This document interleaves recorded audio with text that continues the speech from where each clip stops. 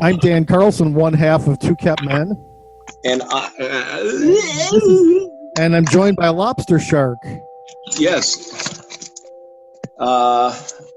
Lobster Shark, I am the other half of Two Kept Men sometimes. Yes. I'm going by Lobster Shark right now because that is my leatherworker name.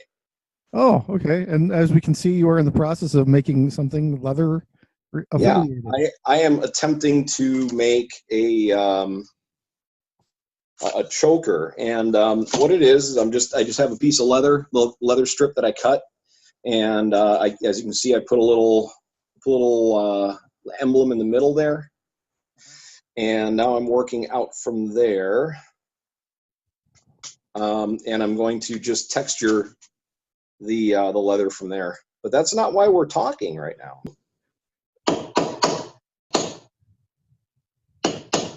You see my little anvil? Yeah. Isn't it nice? It's a nice anvil. It's a nice anvil. So I saw A Star Wars Story at 9:15 a.m. yesterday, and Yeah. And what did you think? I loved it. I thought it was everything that Rogue One should have been. Solo for me was "You're my Rogue One." Explain that. Explain it to the people. Because for me, Rogue One really kind of brought the story where I needed it, and seeing where it came from and where it went to and all of that kind of stuff was very important to me. The people that were involved. Okay. Now, I will say that no one that I know of has discussed the fact that that Han Solo actually started the rebellion. He funded the beginning of the rebellion. That's true. I think that's some pretty heavy shit. That was the birth of the rebellion right there, wasn't it? Yeah, that was. I didn't. I mean, I made the connection that they were going to join up with the rebellion at some point, but I didn't. That was the beginning of it. That was the 60 million credits that they needed to start funding the rebellion. How about them apples? Wow.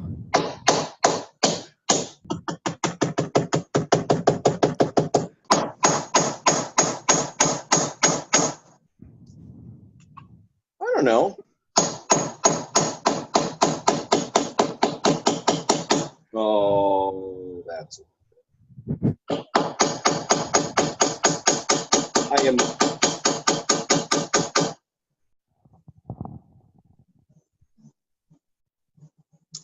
I have a feeling it could be bunnies.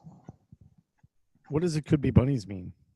Oh, that's a reference. It's a reference to a semi-old pop culture, 90s pop culture. And if anyone gets it and comments down in the comments, I will give you 87.9 points towards free stuff. So, and I'm still keeping track. No one's even close to getting like a pair of my underwear yet. I want to just really quick say what my absolute favorite scene in the entire movie was. Wait, before you do that, I had a thought. Just do it now because I forgot the thought. Okay. My favorite scene in the entire movie was the gonk droid destroying that computer panel, going bonk, bonk, bonk, bonk. The gonk wrestling match. Oh my God! No, well that was good, but my favorite part of the movie was the gonk droid destroying that computer panel. And I love it that the one droid looks at her and goes, well, what do I do now? And she's like, I don't know, go and liberate your friends. Just leave me alone. Yeah. And so he did. He went and started removing restraining bolts off of all the other people destroying the place. Yeah, that was cool. I mean, it just doesn't get any better than that. So what I've probably said in emails to you already, but I haven't said on video yet, is that, okay, so when Star Wars came out, Marvel Comics did a movie adaptation of it for 6 issues. And then the first issue after that took the story It was the first story outside of the Star Wars universe to be created. Was issue number 7, and that was about Han and Chewie and some smuggling dealings in the criminal underworld. And since I've been 6 years old reading that comic book, I've wanted to see this kind of story on the screen. And here it is. And I dreamed as a 6-year-old of reviewing it on a computer and having other people be able to see that review while someone makes leather. Oh, sorry, go ahead. The reason I went back the second time mainly is that I had to see the idol from Raiders of the Lost Ark. Yeah, there's some in-jokes in this movie. That's one of them. The only thing that took me out of the movie and made me go ugh for a second was when the advertisement for the Imperial Army came on and they were playing the Imperial March in the background. I love that. I'm fine with the advertisement for the Imperial Army, but playing the Imperial March during that means that the Imperial March exists. That the Imperial March exists separate from a score to the movie. Like people probably listen to it at parades and shit. Well, that's the impression that they gave, is that that's kind of their thing. That's what they play. That's what the marching band, the high school marching bands play. When they're in the parade. This looks like you're torturing a robot. Favorite moments? I loved Han meeting Chewie. Yeah. The stormtroopers getting mad because Chewie is taking too long to kill him. Yeah. And then Han's using this very broken Wookieese to convince Chewie not to kill him. And I love that they subtitled it. You could tell that he doesn't really speak good Wookiee. He just speaks enough to get through. It said, we have secret fight. Pretend fight.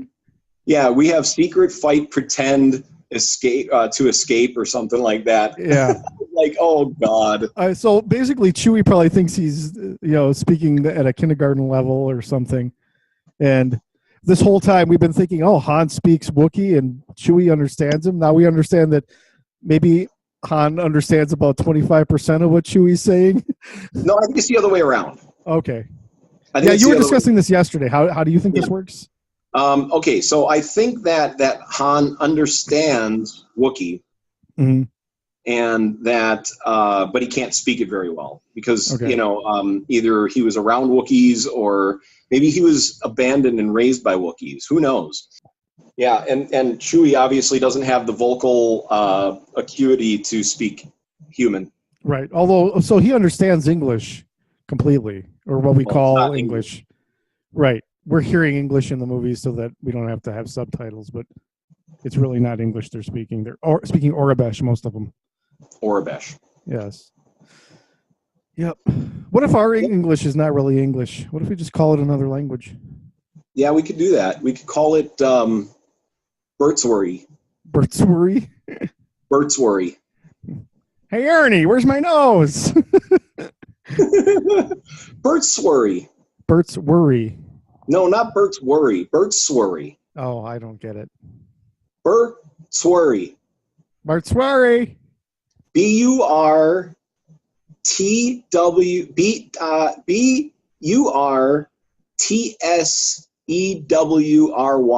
Bertsworry. Oh. Bertsworry. We're speaking Bertsworry. And YouTube is translating into English. Yes. For all of you. Now on, Dan, I think we should do all of our shows in Bertsworry. Okay. Does that sound good? I thought we were doing all of them in Bertsworry anyway. No, I've been doing them in English all the way up until now. I think we should speak in Bertsworry and just let YouTube figure it out. Okay. All right. So from this point on, right now, we're going to speak in Bertsworry. Wait, right now? Right now. Right, like 1, 2, 3, and then, or 1, 2, 3 now. 1, 2, 3 now, or 1, 2 now. 1, 2, 3, and then we start speaking Bertsworry.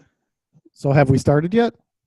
No, because we didn't do the countdown. Okay, so 1, two. Wait, Do we go on three or do we go on Bert's?